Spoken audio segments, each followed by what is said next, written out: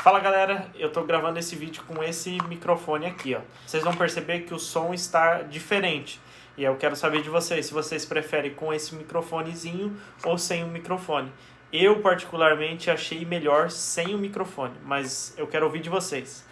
Fala galera, me chamo Edson Leonardo e está começando mais uma Dose da Palavra. Estamos no desafio Lendo a Bíblia em um ano. Então já pega a sua Bíblia e vamos para a palavra. Hoje, dia 8 de janeiro, uma quarta-feira, nós vamos ler esses livros e esses capítulos. E eu não postei o vídeo mais cedo, galera, porque hoje foi um dia atípico.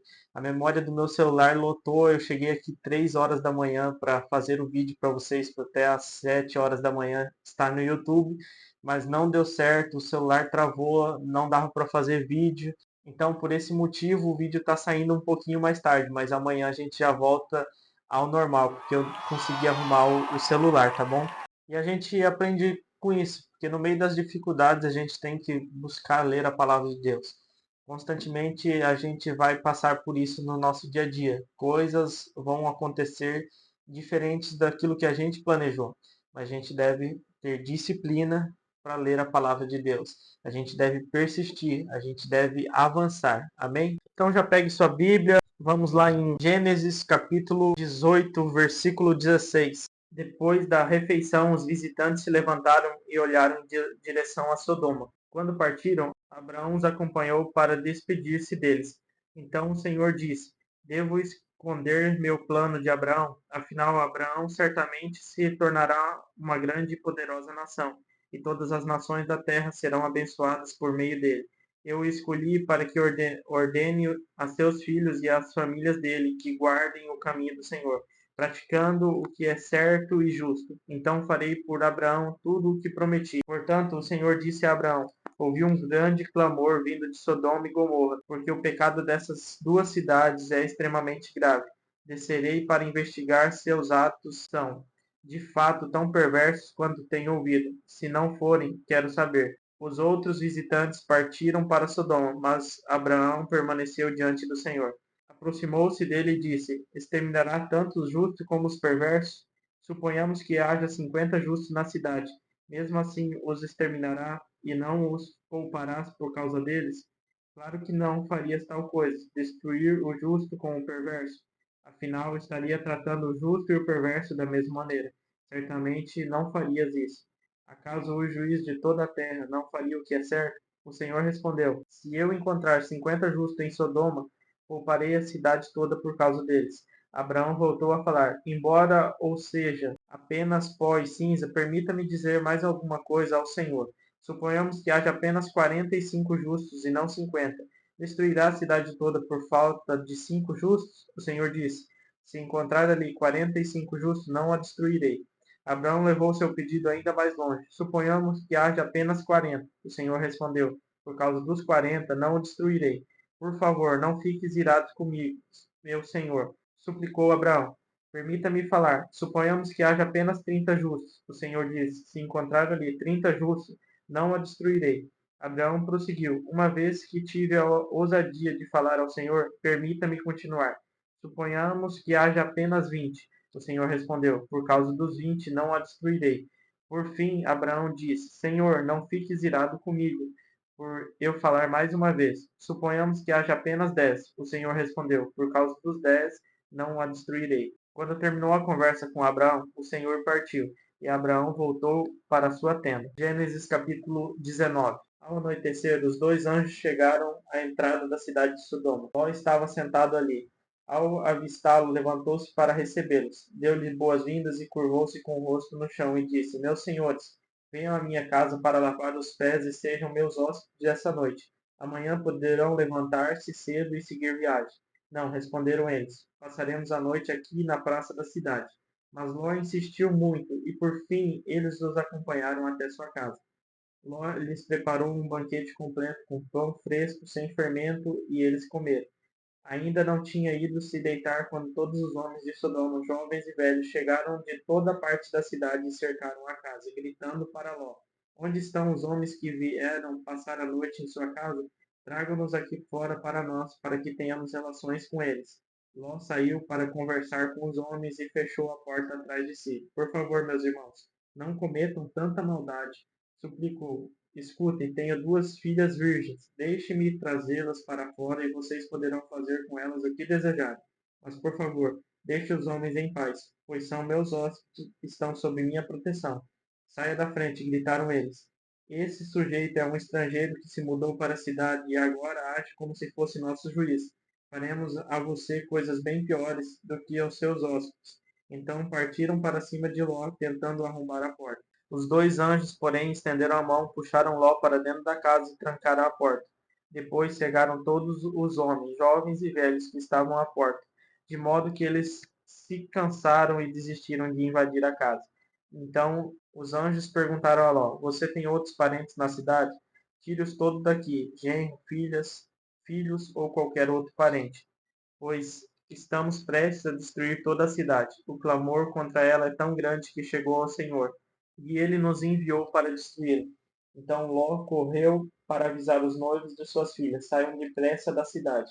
O Senhor está prestes a destruí-los. Os rapazes, porém, pensaram que ele estava brincando. No dia seguinte, ao amanhecer, os anjos insistiram: Rápido, tome sua mulher e suas filhas que estão aqui, saia agora mesmo, ou também morrerá quando a cidade for castigada. Visto que Ló ainda estava excitando, os anjos o tomaram pela mão, e também sua mulher e suas duas filhas, e correram com eles para um lugar seguro, fora da cidade, pois o Senhor foi misericordioso. Quando estavam em segurança e fora da cidade, um dos anjos ordenou: Corram e salvam-se, não olhem para trás nem para o vale, fujam para as montanhas ou serão destruídos.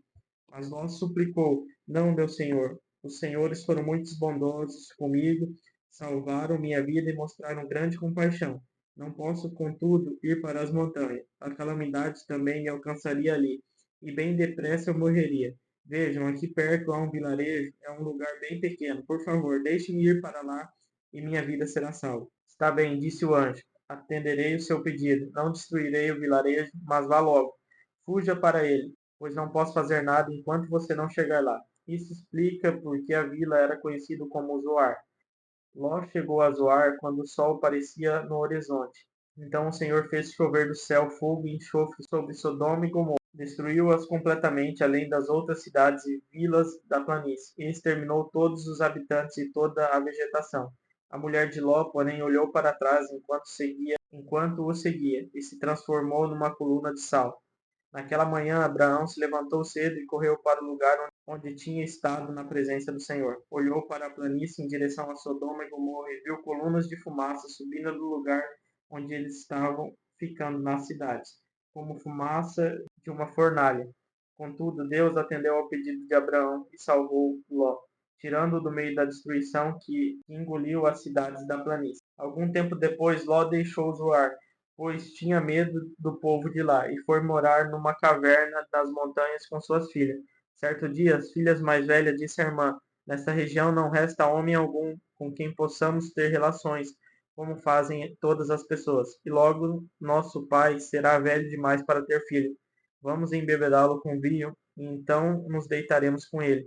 Com isso, preservaremos nossa descendência por meio do nosso pai. Naquela noite, portanto, estabeleceram o pai Naquela noite, portanto, embebedaram o pai com o vinho, e a filha mais velha teve relações com ele, e ele não percebeu quando ela se deitou, nem quando se levantou. Na manhã seguinte, a filha mais velha disse à irmã mais nova: Ontem à noite tive relações com nosso pai. Vamos embebedá-lo com vinho outra vez hoje à noite, e você terá relações com ele. Com isso, preservaremos nossa descendência por meio do nosso pai. Naquela noite, portanto, voltaram a embebedar o pai com vinho, e a filha mais nova teve relações com ele. Mais uma vez, ele não percebeu quando ela se deitou nem quando se levantou. Como resultado, as duas filhas de Ló engravidaram do próprio pai. Quando a filha mais velha deu à luz a um menino, chamou-o de Moabe.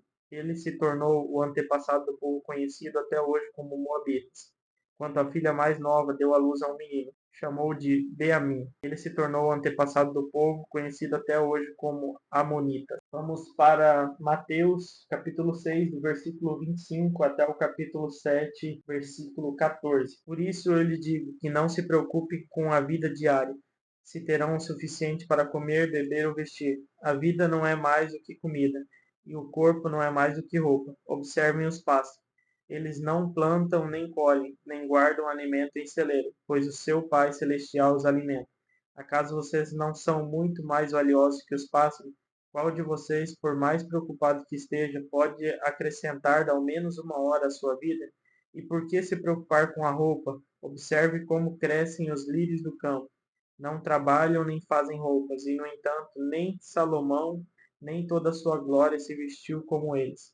E se Deus veste com tamanha beleza as flores silvestres que hoje estão aqui e amanhã são lançadas ao fogo, não será muito mais generoso com vocês, gente de pequena fé? Portanto, não se preocupem dizendo o que vamos comer, o que vamos beber, o que vamos vestir. Essas coisas ocupam o pensamento dos pagãos, mas seu Pai Celestial já sabe do que você precisa. Busque em primeiro lugar o reino de Deus e a sua justiça, e todas essas coisas lhe serão dadas. Portanto, não se preocupem com o amanhã, pois o amanhã terá suas próprias inquietações. Bastam para hoje os problemas deste dia. Mateus capítulo 7. Não julguem para não serem julgados, pois vocês serão julgados pelo modo como julgam os outros. O padrão de medida que adotarem será usado para medi-los. Por que você se preocupa com o cisco no olho do seu amigo, enquanto há um tronco em seu próprio olho? Como pode dizer ao seu amigo: deixe-me ajudá-lo a tirar o cisco do seu olho, se não consegue ver o tronco em seu próprio olho? Hipócrita!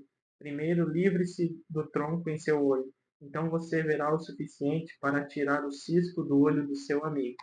Não deem o que é santo aos cães, nem joguem pérolas aos porcos, pois os porcos pisotearão as pérolas e os cães se voltarão contra você e os atacarão. Peçam e receberão, procurem e encontrarão, batam e a porta lhes será aberta. Pois todos que pedem recebem, todos que procuram encontram, e para todos que batem a porta é aberta. Responder: se seu filho lhe pedir pão, você lhe dará uma pedra? Ou se pedir um peixe, você lhe dará uma cobra? Portanto, se vocês que são maus sabem dar bons presentes aos seus filhos, quanto mais seu Pai, que está no céu, dará bons presentes ao que lhe pedirem. Em todas as coisas, façam aos outros o que vocês desejam que lhe façam. Essa é a essência de tudo que ensinam a lei e os profetas. Entrem pela porta estreita. A estrada que conduz à destruição é ampla, e larga é a sua porta. E muitos escolhem esse caminho, mas a porta para a vida é estreita. O caminho é difícil, e são poucos os que encontram. Vamos para Salmos capítulo 8, do verso 1 até o 9. Ó Senhor, nosso Senhor, teu nome majestoso enche a terra, tua glória é mais alta que os céus. Tu ensinaste crianças e bebês a anunciarem tua força. Assim calaste teus inimigos e todos a que te se opõem. Quando olho para o céu e contemplo a obra de teus dedos, a lua e as estrelas que ali puseste, pergunto: quem são os simples mortais para que eu pense neles? Quem são os seres humanos para que com eles te importes? E, no entanto, os fizestes apenas um pouco menores que Deus, e os coroastes de glória e honra. Tu os entregaste de tudo que criaste, e puseste sob a autoridade dele todas as coisas, os rebanhos, os gados e todos os animais selvagens, as aves do céu, os peixes do mar e tudo que percorre as correntes dos oceanos. Ó Senhor, nosso Senhor, teu nome majestoso enche a terra. Para finalizar a nossa leitura do dia, vamos para Provérbios, capítulo 2, do versículo 6 até o 15. A palavra de Deus vai nos dizer o seguinte: pois o Senhor concede sabedoria, de sua boca vem conhecimento e entendimento. Ele reserva bom senso aos honestos e é escudo para os ímpios. Guarda os caminhos dos justos e protege seus fiéis por onde andam. Então você entenderá o que é certo, justo e imparcial, e saberá o bom caminho a seguir, pois a sabedoria entrará em seu coração, e o conhecimento o encherá de alegria. As escolhas sábias o guardarão, e o entendimento o protegerá. A sabedoria os livrará das ações dos maus, daqueles cujas palavras são perversas. Eles se afastam do rumo certo e andam por caminhos sombrios. Têm prazer em praticar o mal e aplaudem a maldade dos perversos. Suas ações são desonestas e seus caminhos tortuosos. Então, galera, essa foi a palavra do dia 8 de janeiro. E amanhã a gente volta às 4 horas da manhã. Espero que a leitura de hoje tenha te edificado. Se te edificou, já clique em curtir, compartilha com 2 amigos e não se esqueça de se inscrever no canal. Até amanhã!